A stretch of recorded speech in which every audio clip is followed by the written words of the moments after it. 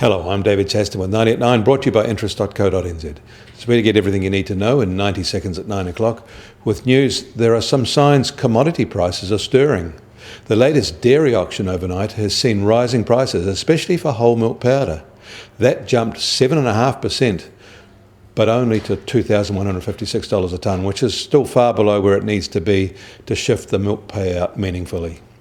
Overall, prices rose only 3.8% in US dollar terms, held back by cheese prices.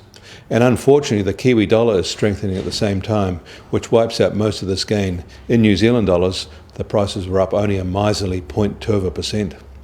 In the US, the pace of home building fell in March to its lowest level since October. Another sign momentum in the housing market there is slowing after a strong 2015.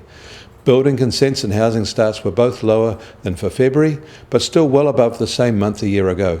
Completions were up on both measures, though. According to one respected research group, an interesting situation is developing in the US.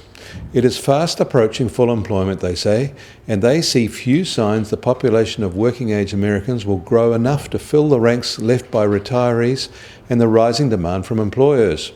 In fact, they see a prolonged period of tight labour markets around the globe. This is certainly a different perspective from all the recent talk of robots taking all the jobs. China reported overnight that its urbanisation rate had reached 56% in 2015. That is more than 750 million people living in their 650 cities. They aim to add another 100 million people to cities by 2020 with an urbanisation rate goal of 60%. That represents a lot of development to come. Just for comparison's sake, New Zealand has an urbanisation rate of over 86%, and that rose 1% in the past 5 years. In a speech in New York overnight, the Governor of the Reserve Bank of Australia noted that ultra-low interest rates create big problems for savers.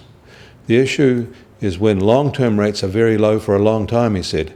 In such a world, the whole set of assumptions embodied in retirement income plans will be called into question. He would rather see policy accepting low growth rather than low rates. In New York, the benchmark US Treasury 10-year yield is marginally higher today at 1.79%. The oil price rose slightly overnight to just over $41 a barrel in the US, while Brent is now just over $44 a barrel. The Kuwaiti oil strike is now in its third day, and that is affecting output from this Gulf producer. And Iran is struggling to find enough ships to deliver its new big supply. Many tankers are already full, being used as storage. Then the price of iron ore jumped another 4% yesterday, on top of a 3% jump a few days ago. That brings the 2016 price rises to more than 44%.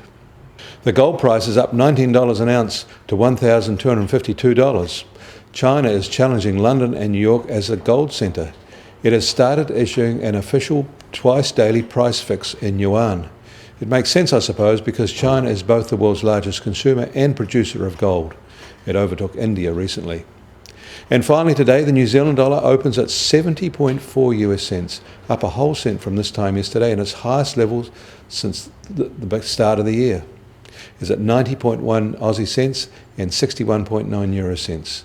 The TWI is now at 73, its high for the year. I'm David Chaston, and that was 90 at 9, brought to you by interest.co.nz.